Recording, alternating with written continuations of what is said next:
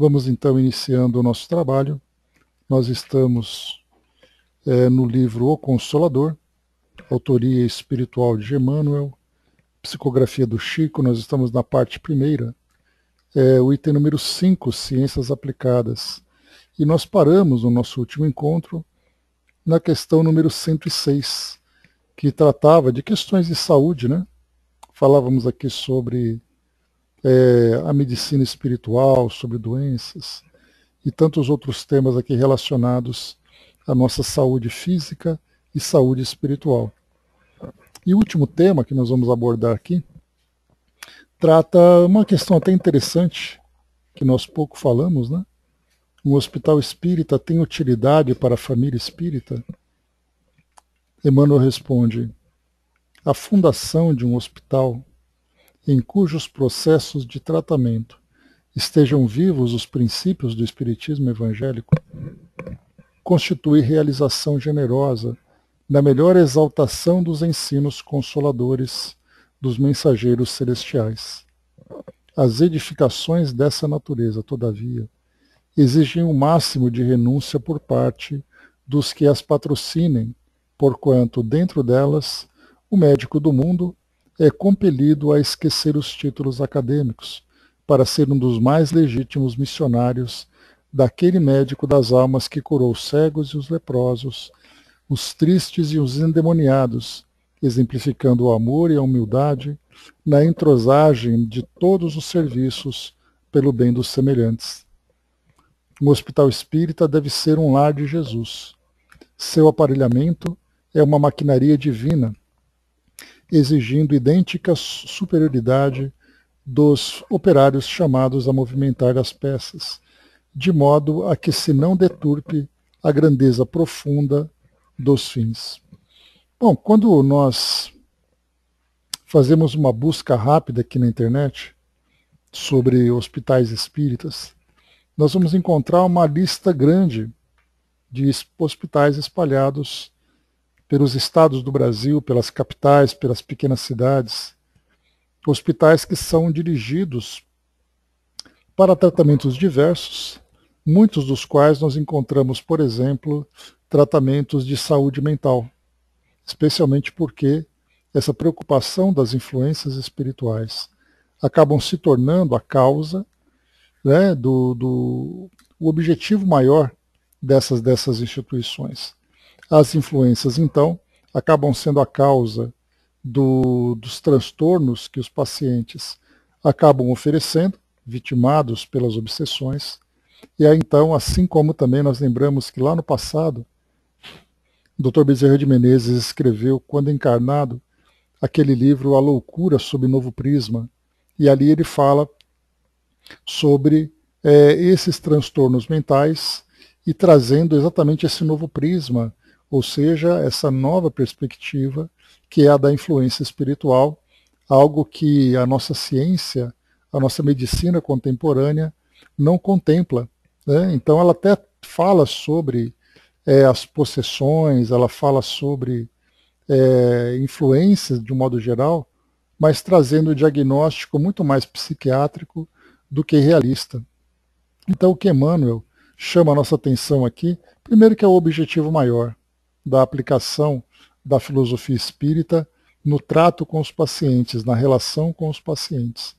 Depois vem o tratamento convencional, usando medicamentos, usando o aparelhamento da instituição, e depois vem as práticas, né? Vem as terapias espíritas, especialmente a evangelioterapia e também ali a terapia dos passes, assim como também tratamentos mediúnicos que podem acontecer em algumas instituições.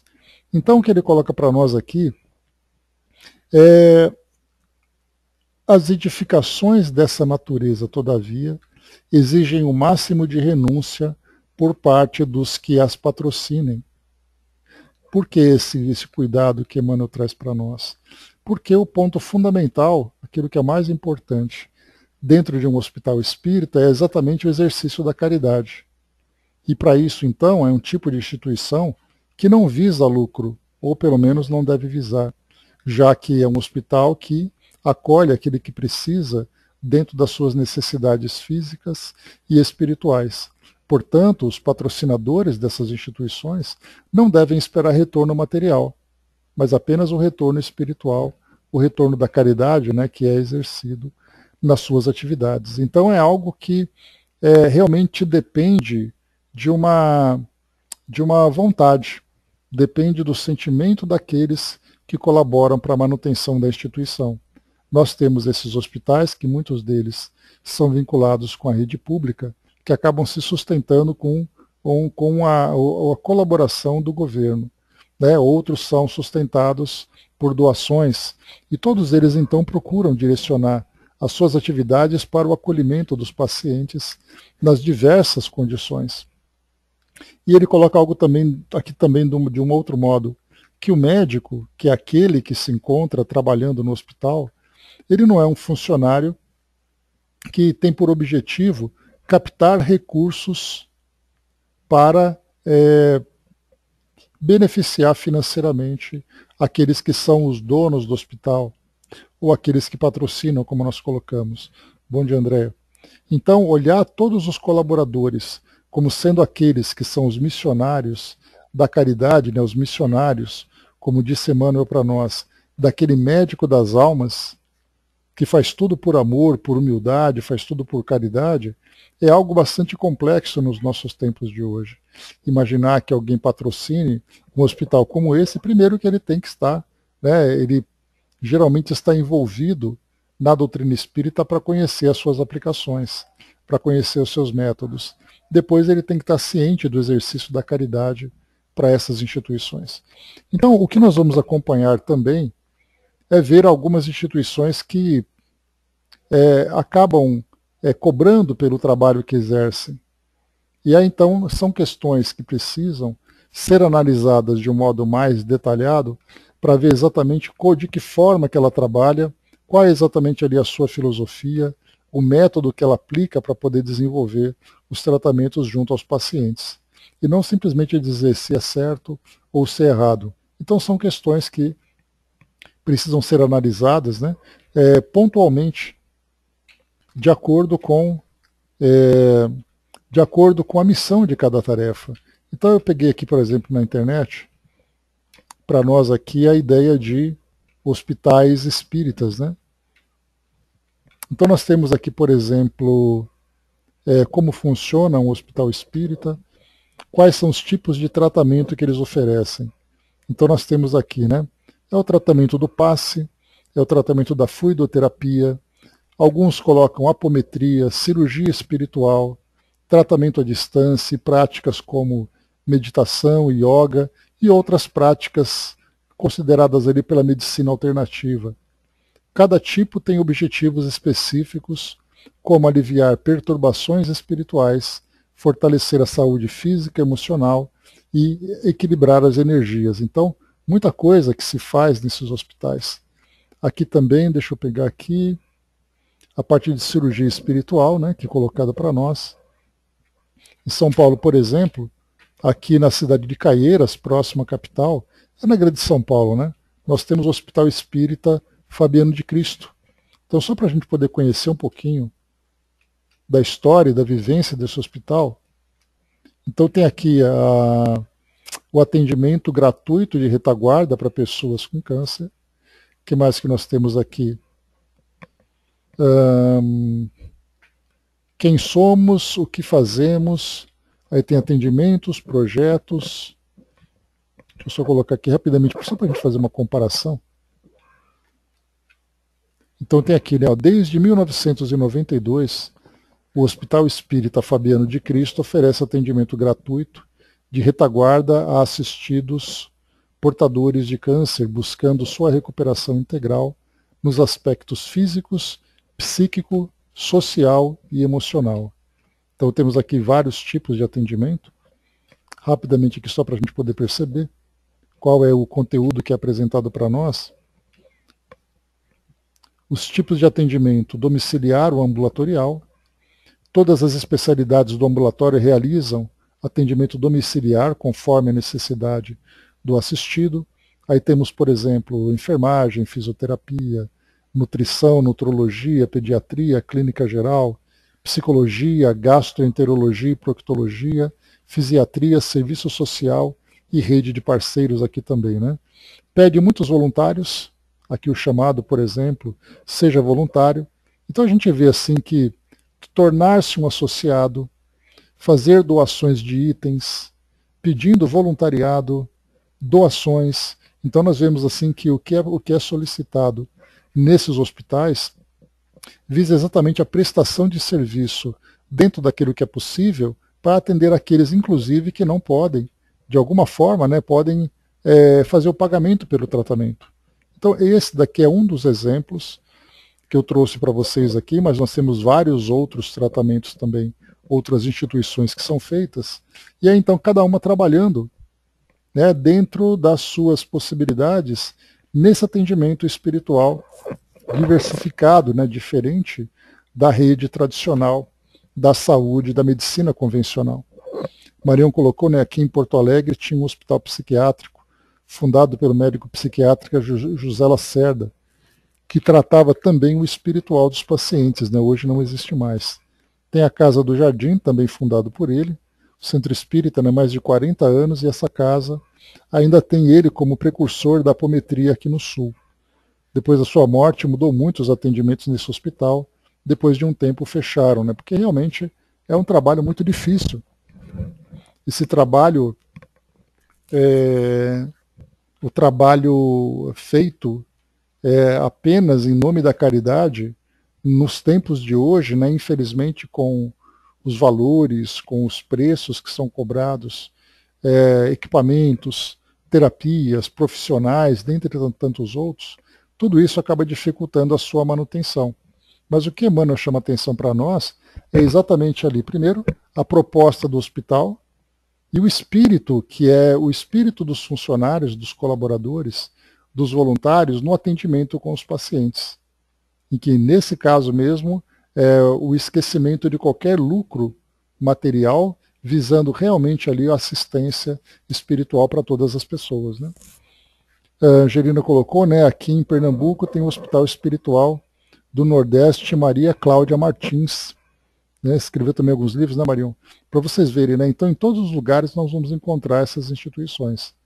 E é claro, né, seria bacana que nós percebemos, por exemplo, que em hospitais convencionais, eu mesmo, né, durante alguns tratamentos que eu tive a oportunidade de fazer, tive a necessidade também de fazer, era muito comum o serviço de capelania, que é aquele serviço de visitações de grupos religiosos nos pacientes internados.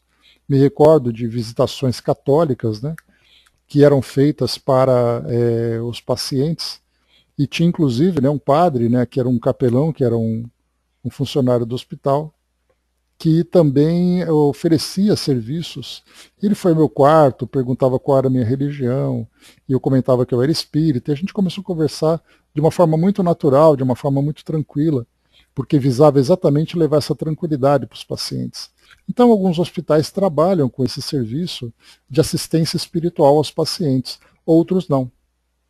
Outros, talvez por falta de organização, por falta de colaboradores, por falta de interesse até mesmo, acabam não oferecendo esse tipo de assistência.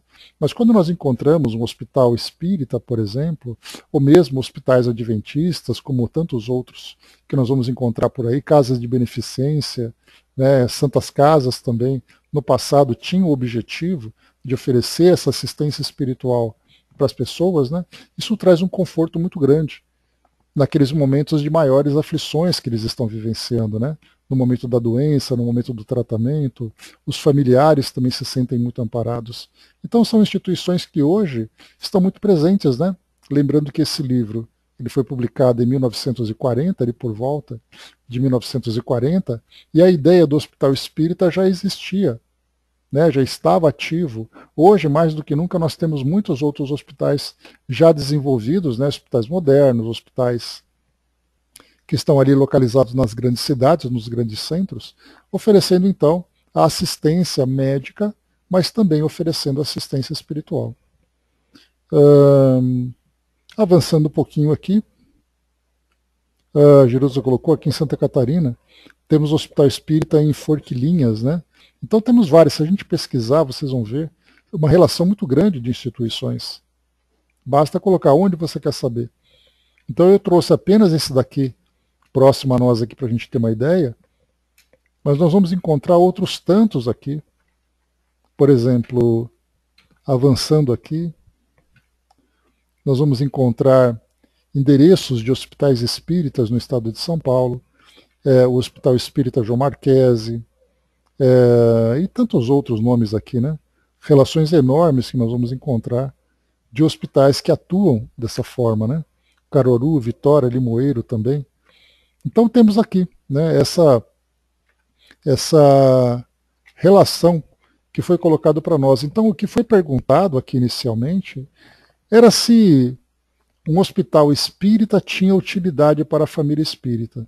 Né? E a gente vai ver então que não somente de uma família espírita, mas para a comunidade de um modo geral.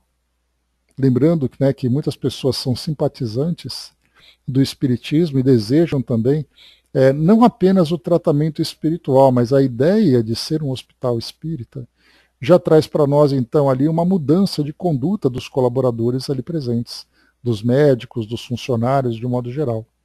Né? Então, a filosofia de atendimento, a filosofia de trabalho que traz esse nome, já destaca exatamente ali a ideia do amor e da caridade como princípios fundamentais. Então depois a gente vai pesquisar para trazer para nós aqui né, algumas informações sobre ações de hospitais espíritas, para a gente conhecer um pouquinho mais sobre cada um deles. Muito bem, avançando um pouco mais aqui agora, a gente sai do tema saúde e entra agora no tema educação. Mas não educação acadêmica, mas educação na família, educação do indivíduo. Né? Mais para frente ele vai falar um pouquinho sobre educação escolar mesmo, né? Mas por enquanto a educação da família. E é dito para nós então assim: onde a base mais elevada para os métodos de educação? As noções religiosas, com a exemplificação dos mais altos deveres da vida, constituem a base de toda educação no sagrado instituto da família. Né? Então, não a religião pela religião em si, mas a espiritualidade, a espiritualização da família dentro daquela filosofia que elas abraçam. Então não importa qual é a religião, o que importa é a forma como essa família vive a religião. E o que importa também é o entendimento que ela tem da aplicação desses conhecimentos, da aplicação dessa vivência no cotidiano das pessoas que fazem parte daquele grupo. Então, no método de educação familiar, por exemplo, hoje nós temos né, pedagogos, hoje nós temos psicólogos e tantos outros profissionais que se dedicam à orientação da família com relação à educação da família. Né? Então, o que nós vamos observar também nos tempos de hoje é uma mudança muito drástica na forma como as famílias estão se estruturando em termos de valores morais, de religiosidade e também né, no fator psicológico da família. Nós vamos lembrar que no passado nós tínhamos um padrão das famílias aqui no nosso país, que é a nossa referência, assim como também em muitas outras sociedades aí pelo mundo afora, que nós vamos perceber que a ideia era o homem era mantenedor da casa e a mulher, geralmente, na condição de mãe, era responsável pela educação dos filhos. Então, independentemente do que é certo, do que é errado, a ideia da presença materna, da presença paterna também, obviamente, constituía a base fundamental da educação da família naquele período.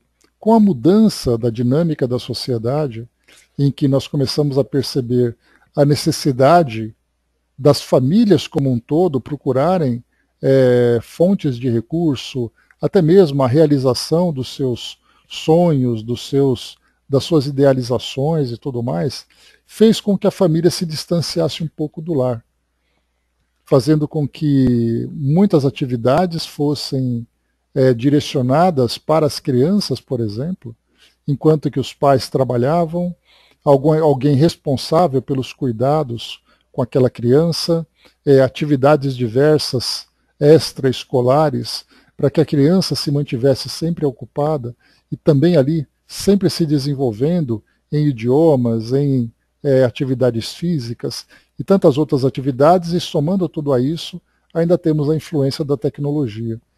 Então, o que é importante a gente se perguntar é o que falta exatamente para que as famílias retomem essa ideia da vivência da religiosidade na sua vida cotidiana. Então, o que é colocado para nós aqui, a base mais elevada para os métodos de educação, que é perguntado aqui para Emmanuel, ele coloca para nós que é exatamente as noções religiosas. O que nós vamos encontrar hoje é que a vivência da família dentro da religiosidade deve ser também observada se as próprias religiões estão cumprindo o seu papel de transmitir valores para aqueles que são os seus seguidores, os seus adeptos. Porque para que a escola, para que a religião seja para nós a escola do espírito, é necessário que essa escola desenvolva bem o seu papel.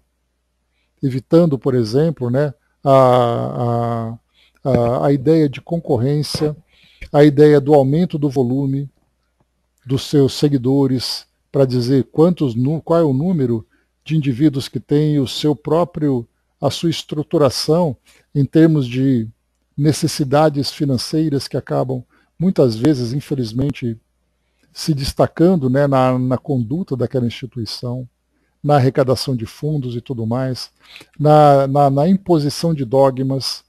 E os valores espirituais, efetivamente, eles acabam ficando meio que em segundo plano. E isso se torna um drama, porque as famílias precisam desses valores e as religiões acabaram se tornando a escola do espírito, a educação desses valores, a exemplificação, o fortalecimento das bases da família. Então, essas noções religiosas, elas precisam ser transmitidas para a família, para a vivência no seu dia a dia. Do contrário, nós teremos apenas ali uma religião como sendo um protocolo da sociedade, sem efetivamente cumprir o seu papel de educação do espírito. Então, até nisso nós temos que observar para saber exatamente de que modo que as religiões estão se desenvolvendo e de que modo que a família estão absorvendo esses ensinamentos. Uma família espiritualizada significa uma família que vive por esses valores mais elevados. E falei espiritualizada, não falei necessariamente adepta de uma religião. Quando nós temos ali uma instituição que transmite os seus verdadeiros valores, que orienta para a aplicação desses valores na vida dos seus membros, dos seus familiares, nós temos uma família estruturada. E aquela família que hoje vive distante desses valores espirituais, vive em função dos valores do mundo. Então a pergunta que nós fazemos é: qual é o mais importante para aquela família? Os valores da sociedade ou os valores do espírito? Os valores da sociedade, não necessariamente que nós vamos pensar em alguém ou uma família que, pelo fato de estar distante da espiritualidade, tem ali tendências negativas, tem ali comportamentos viciosos, mas a gente percebe que existe uma precariedade, porque no momento em que nós nos afinizamos com os valores do mundo, que significa exatamente as conquistas, a posse, a influência, tudo aquilo que hoje nós vemos que acabam infelizmente corrompendo o espírito, isso se torna nocivo a longo prazo. Porque a pessoa se distanciando dos seus verdadeiros valores, daquilo que é realmente necessário para a transformação do indivíduo, nós vamos perceber que o resultado é sempre um resultado doloroso. Quantas famílias se desestruturam simplesmente porque elas se mantêm distante dos valores espirituais, não valores religiosos. Nós falamos em valores espirituais, que podem ser desenvolvidos pela influência das religiões, não tenhamos dúvida, mas nós nos preocupamos muito mais com a transformação que o indivíduo sofre ou que o indivíduo percebe na vivência daqueles valores, do que simplesmente uma prática religiosa propriamente dita. Hoje nós temos no meio espírita, por exemplo, a educação espírita. E essa educação espírita significa exatamente o desenvolvimento do entendimento dos valores do espírito, quem nós somos, de onde nós viemos, para onde nós vamos, qual é a forma que nós podemos nos desenvolver de uma forma conjunta, qual é o nosso papel dentro do nosso círculo familiar, lembrando que as famílias hoje elas se apresentam em diversas configurações diferentes. Então nós temos famílias que têm os pais, têm os filhos, têm irmãos, tem famílias que trazem apenas um membro da família, ali na organização, por exemplo, somente o pai, somente a mãe. Os valores da família dentro, por exemplo, do casamento, da educação dos filhos. Então tudo isso vai mudando a forma como esses valores vão sendo transmitidos. E certamente nós vamos perceber também que isso tudo acaba trazendo consequências. Quanto mais distantes da espiritualidade nós estamos, dessa nossa condição espiritual, mais afetos, né, às influências do nosso mundo nós estamos. E não pode, não tem como, é incompatível o indivíduo se desenvolver espiritualmente distante dos valores espirituais. Quando ele vive educado pelos valores do mundo material, ele se torna um indivíduo materializado. Mais uma vez, não significa que ele se torne uma pessoa má, mas ele vive em função daquilo que o mundo solicita e ele vai utilizar esses mesmos recursos para a sua satisfação pessoal, ou seja, a sua felicidade vai estar voltada totalmente para aquilo que o mundo material tem a oferecer. Portanto, aqui a base mais elevada para os métodos de educação, conforme Emmanuel traz para nós, são as noções do espírito, as noções religiosas. E aí sim, como é colocado para nós, tudo isso deve ser a base de toda a educação no Sagrado Instituto da Família. Vamos avançando um pouco mais, que Emmanuel vai desenvolvendo com mais profundidade esses temas. Ele coloca para nós aqui na questão 109. O período infantil é o mais importante para a tarefa educativa. Mais uma vez, nós temos, né, tanto a pedagogia como a psicologia infantil, vendo a criança como sendo ali aquele ser em formação, não apenas na formação intelectual, porque hoje nós lembramos que uma das grandes preocupações que os pais têm na atualidade é dar ao filho a formação acadêmica, para que ele possa observar o seu futuro numa profissão, numa educação bem desenvolvida, no conhecimento que ele acaba adquirindo, mas não necessariamente trazendo a formação da educação espiritual. Então a preocupação nossa, que é uma convenção da nossa sociedade, a criança deve ir para a escola, tanto que nós temos inclusive leis de proteção a crianças e adolescentes que obrigam os pais a levar os filhos à escola. Se por acaso uma criança se torna ausente do ambiente escolar, nós temos ali órgãos públicos que vão até a família para entender por que isso está acontecendo. Porque a criança tem que ir para a escola. Mas nós não vemos, por exemplo, uma legislação que orienta as pessoas, aqui no caso é só um exemplo que eu estou dando, né? Que orienta as pessoas a respeito da educação do espírito. Porque a educação do espírito, nós falamos de valores que não dizem respeito à nossa vida em sociedade. Simplesmente trata de um ambiente religioso, que significa que é algo subjetivo, pessoal, exclusivamente familiar, que não diz respeito à sociedade.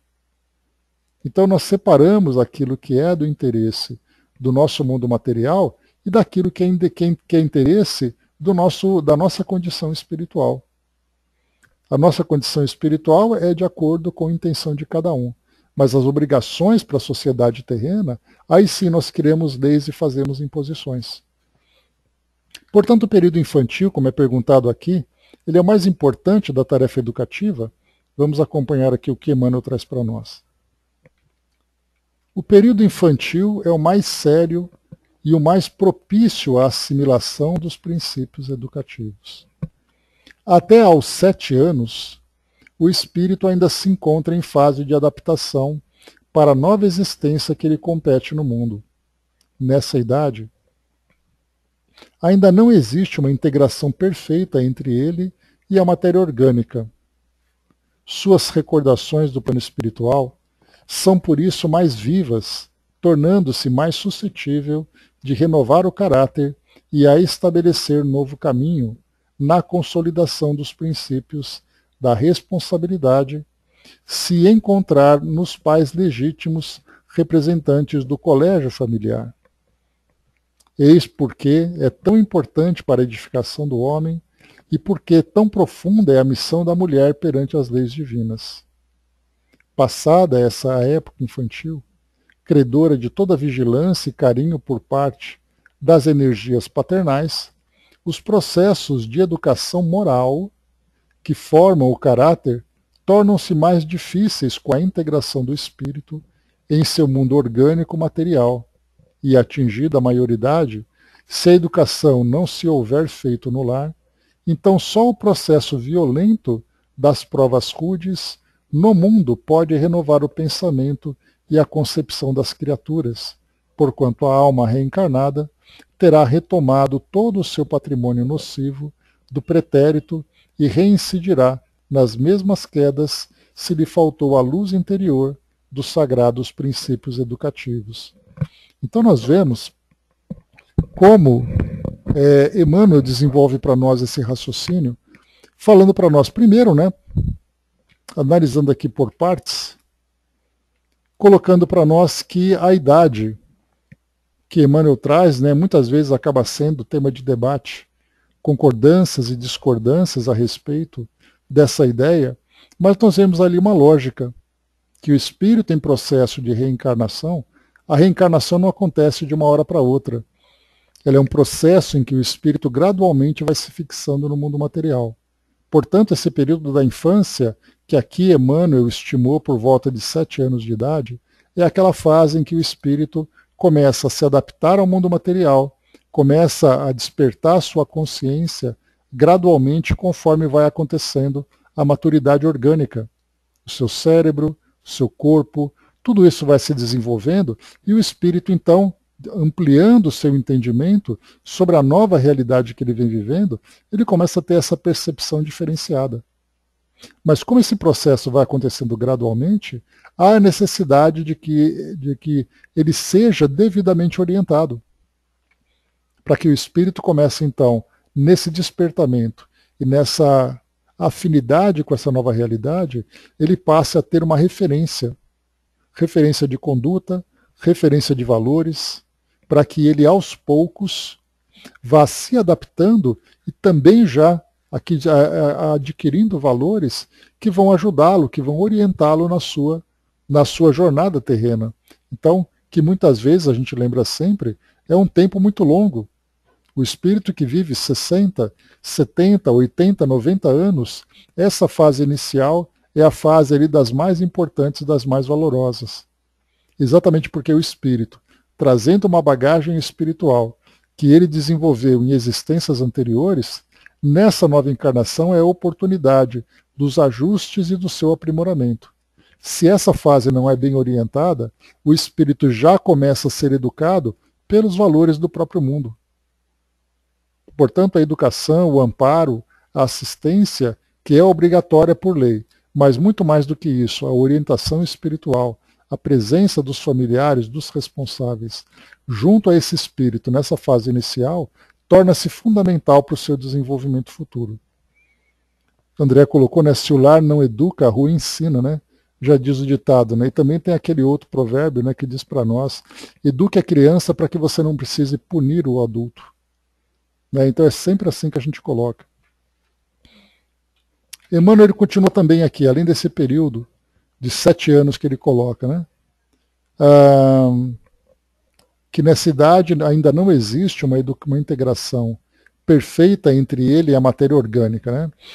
Aqui a gente entra numa situação bastante interessante e bastante delicada também, porque enquanto nós vemos ali as nossas ciências terrenas, vendo a criança como um ser em formação, baseado na neurologia, baseado na sua constituição física, no seu organismo, no seu corpo, não se observa o espírito ali encarnado.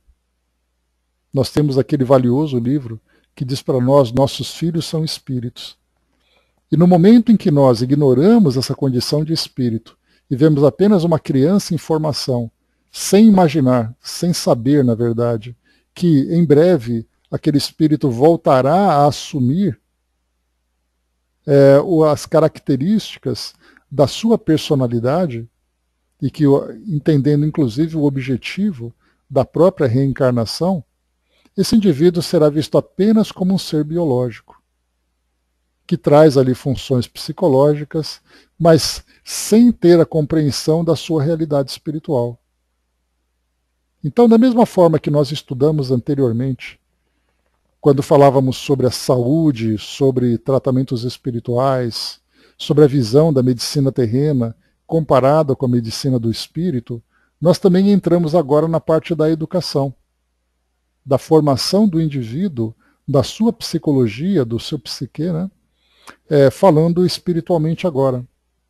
Então, da mesma forma que a medicina começa a se espiritualizar, há a necessidade também dos centros de educação e também dos núcleos familiares de olhar para aquela criança como um espírito ali presente que se encontra no seu processo de desenvolvimento. Não é um ser orgânico em processo de elaboração, mas é um espírito em processo de desenvolvimento. Então, se hoje nós falamos muito da educação formal, falamos da psicologia da criança, do adolescente, nós praticamente não ouvimos falar sobre isso na nossa sociedade cotidiana. Temos as religiões, que têm o seu papel de espiritualizar as famílias, mas isso vai de acordo com a opção de cada família. Então, mais uma vez, a grande preocupação que nós temos hoje é muito mais a formação acadêmica e psicológica, sem a preocupação da formação espiritual, exatamente por falta de conhecimento, já que a questão do espírito é ainda uma questão de fé, não é vista como sendo uma realidade. E sendo uma questão de fé, você pode ou não acreditar. E sendo uma realidade, torna-se parte da realidade do indivíduo. Então hoje a nossa sociedade ela tem uma visão essencialmente materialista na sua legislação, nas suas instituições. Uma criança que vai para a escola hoje, ela é, por exemplo, bombardeada de informações, sem a preocupação da sua formação moral, que cabe à família fazer isso. Porém, as famílias hoje nem sempre estão devidamente estruturadas e preparadas para transmitir esses valores. Então nós vemos que o indivíduo encarnado, ele fica praticamente ali à própria sorte, sendo direcionado para a formação em determinados aspectos, mas aquele que é o mais importante, que é observar a sua realidade espiritual, acaba não sendo devidamente compreendida e, portanto, não acaba sendo também incompleta na sua formação espiritual. Isso é fundamental. Da mesma forma que nós temos também hospitais espíritas, nós também já tivemos, e temos infelizmente muito pouco hoje, escolas espíritas. Né? A que nós mais conhecemos é exatamente aquela de Eurípides Barçanufo, lá em Sacramento, ele que se dedicava à formação acadêmica e espiritual dos jovens que eram matriculados na sua escola. Hoje nós não vemos mais isso. Temos escolas católicas, que trazem, de certa forma, né, eu estudei em colégio religioso também, então era visto, né, hoje com a visão de adulto, comparado com a visão de criança, de adolescente que eu fui naquela época, era ali aquela religião acadêmica, tendo ali, né, algumas inserções de valores religiosos dentro daquela filosofia, dentro daquela crença. Da mesma forma também, a minha sobrinha também estudou num colégio católico, então tinha ali a presença das freiras, que eram diretoras, professoras, responsáveis, trazia também aquela formação católica. Então hoje nós temos escolas que também são escolas religiosas. Escolas, ou melhor, escolas mantidas por instituições religiosas, mas não necessariamente inserindo valores religiosos para os alunos.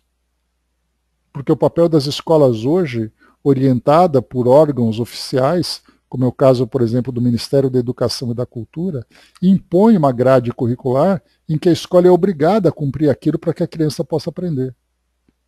mas não tem esse mesmo ministério, não tem essa preocupação de levar orientações para a formação moral dos indivíduos. E é então que se encontra o grande contraste. A forma como a nossa sociedade hoje se encontra estruturada, existe uma valorização quase que exclusiva para a formação do indivíduo dentro de uma visão materialista, sem uma formação espiritual. Então, um hospital espírita, por exemplo, ou um hospital religioso, uma escola espírita ou uma escola religiosa. A pergunta é se eles estão cumprindo o seu papel de levar valores espirituais aos indivíduos, ou apenas utilizam essas instituições como fonte de recursos. Porque, do contrário, nós estamos ali com nomes, com rótulos, porém sem cumprir o seu papel. E continua aqui para nós, só para a gente poder desenvolver um pouco mais aquilo que Emmanuel trouxe. Eis porque o lar é tão importante para a edificação do homem e porque tão profunda é a missão da mulher perante as leis divinas. Aqui ele coloca, no caso, as mães. E aqui nós vemos, né, a mudança da sociedade daquela época, da década de 1940. Para a sociedade atual, a mudança da estrutura familiar, os pais precisando se desenvolver, precisando do trabalho e tudo mais, as crianças acabam não recebendo a devida atenção. Então nós temos prós e contra nesse desenvolvimento da nossa sociedade. Seja como for, o importante é sempre olhar por esse aspecto espiritual, para não pensarmos apenas que a questão religiosa é uma questão de opção, e não uma questão de necessidade para a educação do espírito. E para isso as instituições têm que estar cientes do seu papel, que não é apenas adquirir adeptos, mas cumprir a sua função de evangelizar aquela criança para que ela se torne um adulto espiritualizado.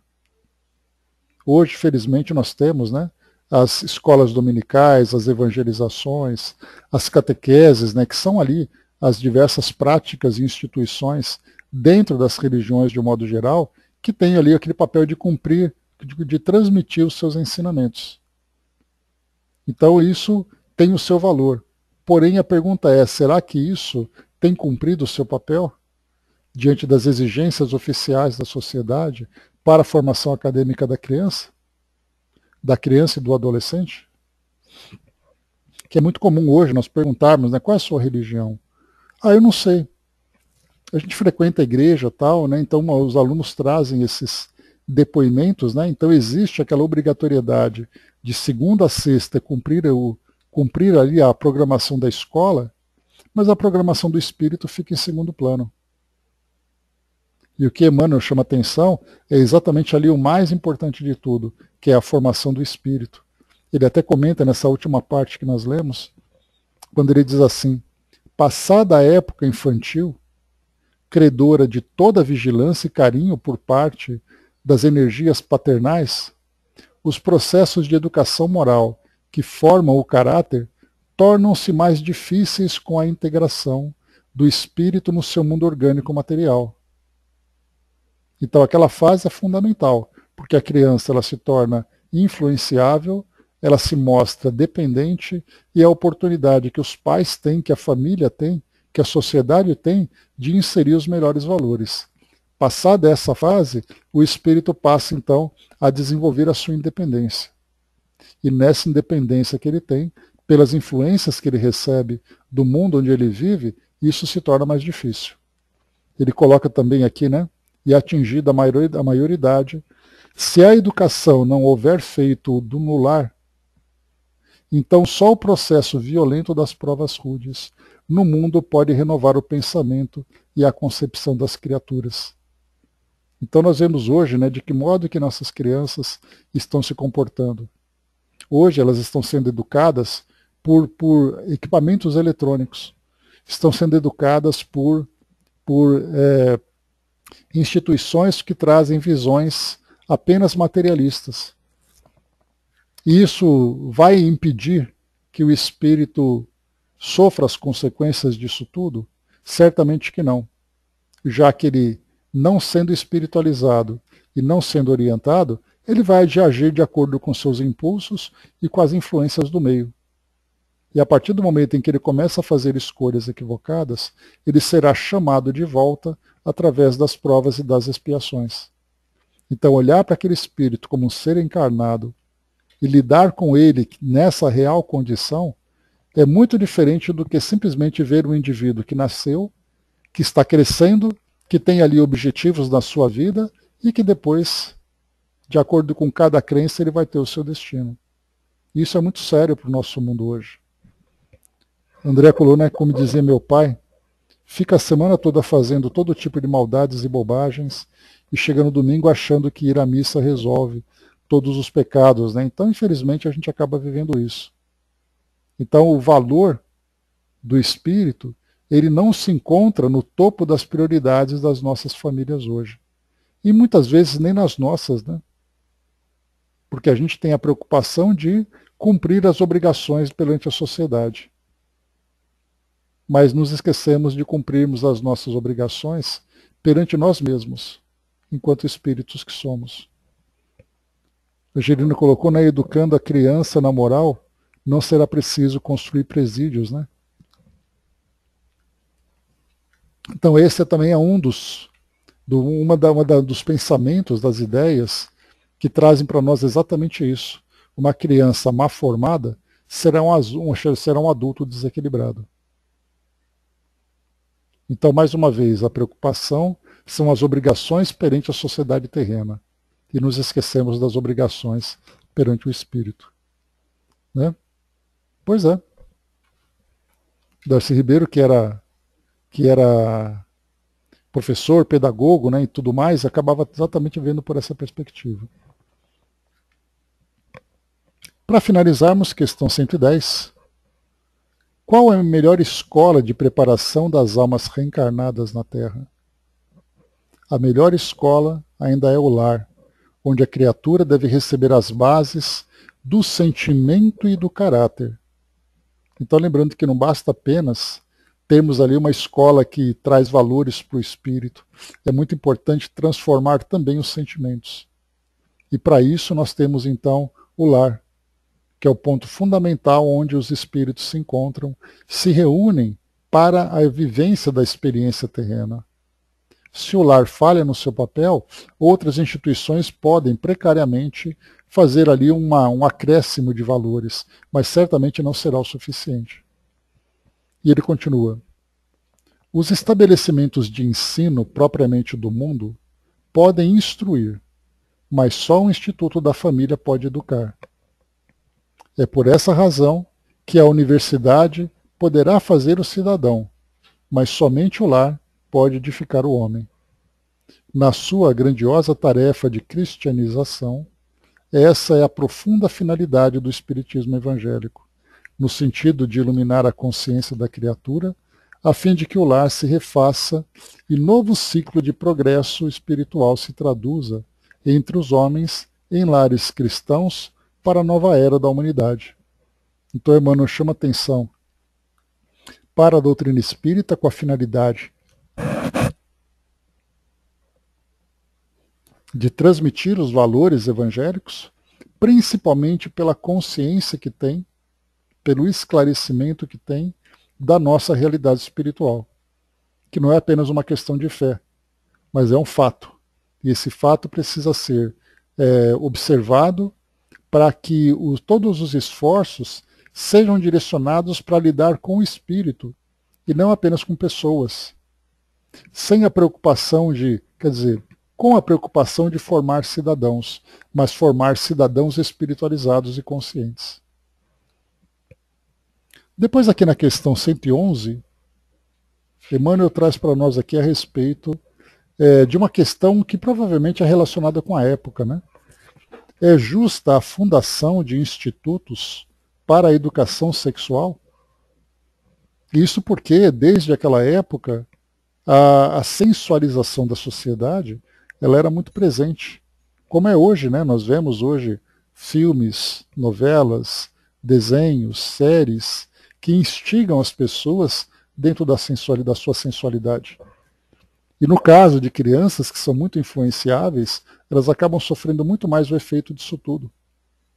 Houve até um estudo que eu já comentei algumas vezes, que foi feito pela Universidade de São Paulo, que falava sobre a erotização das crianças.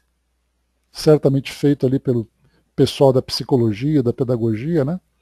E esse documento, esse estudo, foi feito observando a exposição das crianças para as ideias do erotismo, até mesmo em programas infantis. Me recordo que na época que foi feito, já faz alguns anos isso, os programas de televisão para crianças mostravam apresentadoras, né, muito mais numa característica de sensualidade do que simplesmente como apresentadoras de um programa infantil. Olhavam os desenhos e as personagens desses desenhos, eram ali personagens que tinham também esse toque de sensualidade. E a criança aprendia isso tudo. Aprendia, através do entretenimento, a ficar erotizadas. Então isso faz com que o adulto depois, e hoje nós estamos vendo claramente as consequências dessa situação, e as crianças se sensualizando e também se sexualizando precocemente. Com 11, 12 anos de idade, as crianças já estão se envolvendo, por exemplo, afetivamente com outras crianças também, sem estarem devidamente preparadas psicologicamente para isso, nem psicologicamente, nem afetivamente. E depois acabam, então, né, através desse lamentável desequilíbrio, sofrendo as consequências desse processo, se tornando adultos erotizados, adultos inconscientes, ou adultos desequilibrados também. Então aqui para nós, nessa questão que foi colocada, né, pois é, né, Andréa, os tempos mudaram, e até mesmo hoje, um programa como esse, Sítio do Pica-Pau Amarelo, é o tipo de programa que não faria efeito hoje. Porque hoje, diante do dinamismo dos filmes, das séries, dos computadores, internet e redes sociais que as crianças têm acesso, esse tipo de programa acaba não tendo mais o mesmo efeito. Novelinhas infantis, novelas adolescentes e tudo mais que passam na televisão visam muito isso. Então, da mesma forma que os filmes antigos não nos interessam mais por causa dos filmes novos que saíram, as ideias que também dos filmes antigos, séries e programas antigos, já não cabem mais no presente. Então, como fazer essa mudança? Bom dia, Dudu. Como fazer essa mudança? É questão de educar a sociedade para que a sociedade possa educar as crianças. Se nós não estivermos, enquanto adulto, educados e conscientes do nosso papel, nós não temos condições de forçar uma criança a ser aquilo que ela não quer ser. Então é preciso que nós nos transformemos e, através do exemplo, passemos a exemplificar para educar as crianças. Então aqui é um texto até um pouco longo. Longo não, né? Tem 4 parágrafos aqui. Vamos ler rapidamente ele. Vamos lá. É justa a fundação de institutos para educação sexual? Quando os professores do mundo estiverem plenamente despreocupados das tabelas administrativas, dos auxílios oficiais, da classificação de salários, das situações de evidência no magistério, das promoções, etc., para sentirem nos discípulos os filhos reais do seu coração, serão acertados cogitar-se a fundação de educandários dessa natureza, porquanto haverá muito amor dentro das almas, assegurando o êxito das iniciativas. Os professores do mundo, todavia, e isso há quase 85 anos, hein? Então, quer dizer, isso aqui se torna muito mais atual do que nós imaginamos. Os professores do mundo, todavia, considerando o quadro legítimo das exceções, ainda não passam de servidores do Estado, angustiados na concorrência do profissionalismo. Na sagrada missão de ensinar, eles instruem o intelecto, mas, de um modo geral, ainda não sabem iluminar o coração dos discípulos, por necessitados da própria iluminação. Examinada a questão desse modo, e atendendo às circunstâncias das posições evolutivas, consideramos que os pais são os mestres da educação sexual de seus filhos, indicados naturalmente para essa tarefa, até que o orbe possua, por toda parte, as verdadeiras escolas de Jesus, onde a mulher, em qualquer estado civil, se integre na divina missão da maternidade espiritual de seus pequenos tutelados e onde o homem, convocado ao labor educativo, se transforme num centro de paternal amor e amoroso respeito para com os seus discípulos. Então, quer dizer, se nós não nos educarmos como adultos, né, mais uma vez aquilo que eu comentei há pouco, como podemos nos educar as crianças, né? E aqui é colocado para nós que a educação sexual ela parte de casa. E aquilo que nós conversamos, né? Filho, vai lá e liga a televisão para você. O filho vai, liga a televisão e fica vendo séries para adolescentes. Onde nós temos ali adolescentes, personagens que seguem determinados roteiros feitos por adultos, em que esses jovens, essas crianças, estão erotizadas. Então a educação sexual, quem faz isso hoje, são as redes sociais e são as televisões. E certamente nós temos que lembrar que essa geração que hoje está sendo formada é a geração que vai cuidar do nosso mundo daqui a 40, 50 anos.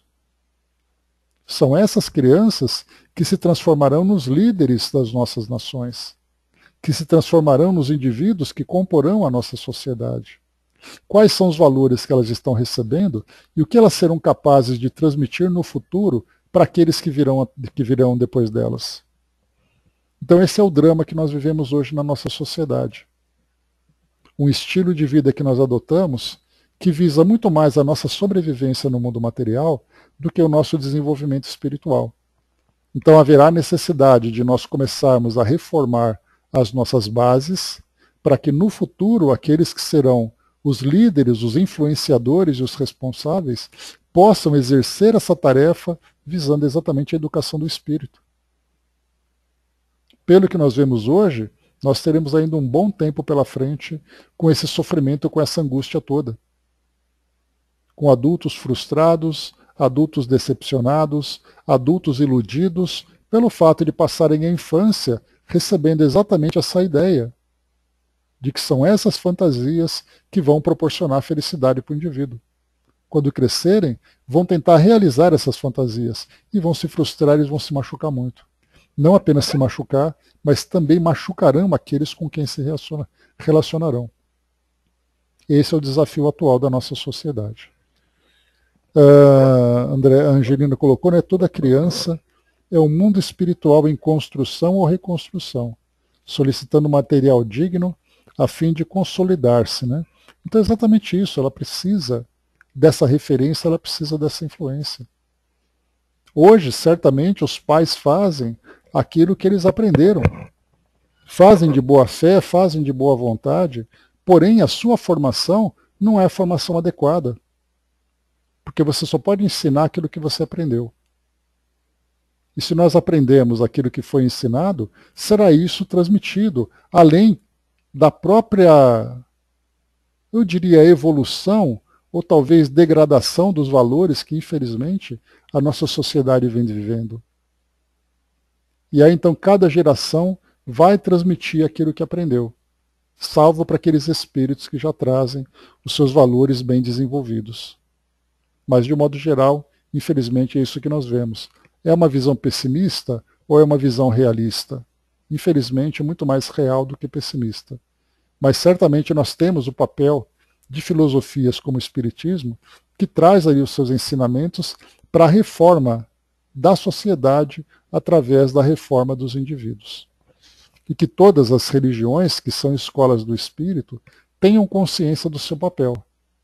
Não de impor dogmas e proibições, mas que tenham a capacidade de transmitir os valores para cada indivíduo, para cada espírito encarnado. Vamos esperar para ver, né? Então é isso, gente. Fechando por aqui o nosso estudo de hoje.